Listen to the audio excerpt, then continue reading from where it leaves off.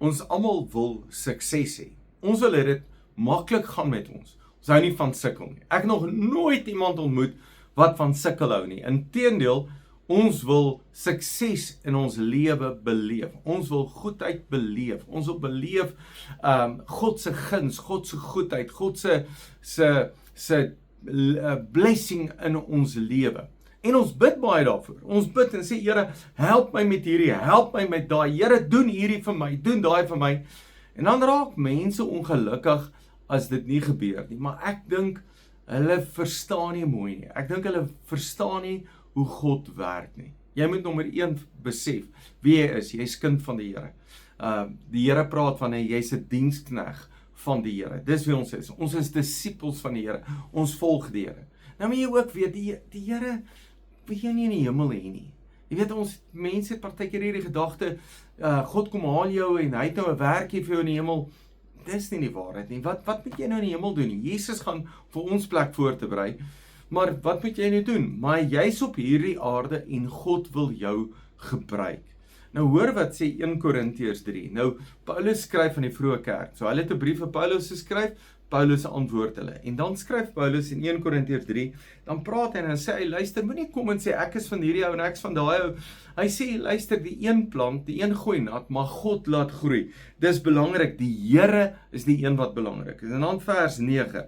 Hy sê, ons is God se werkspan, julle is God se saailand, God se gebou, nie ons nie. So nommer 1 moet jy besef, jy behoort nie aan 'n mens nie, jy behoort aan die Here. En die Here wil jou gebruik. Die Here wil iets doen in jou lewe. Dis wat die Here wil doen.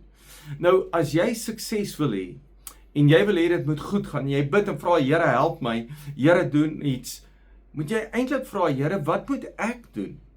Want dink 'n oomblik daaraan, hier's die volk en die Goliat staan teen hulle op, en dan, hoekom het die Here nie net Goliat met 'n weerligstraal getref, woep, daar is hy dood nie, maar hier moet 'n Dawid kom. Dawid moet goed sê, Dawid moet goed doen en oorwinning bring.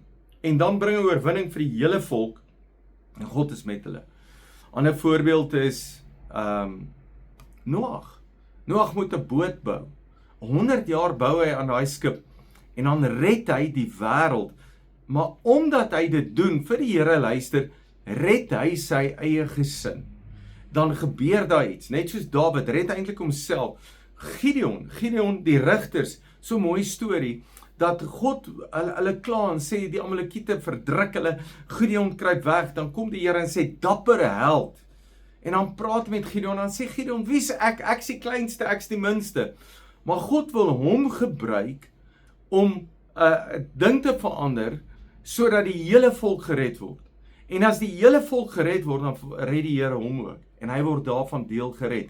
Dawid, omdat hy volk red van Goliat, word hy ook gered, en God bring 'n verandering in sy lewe. Nou moet jy verstaan, as Paulus kom, hy sê, ons is die werkspan, ander vertaling sê, medewerkers met die Here. Jy besef wie jy is, dat God wil hê, jy moet werk vir hom, God wil jou gebruik, God wil 'n verskil maak in jou lewe. Nou as jy net na jouself kyk en inkyk en Here help my, doen dit, dan gaan jy agterkom, goed werk nie.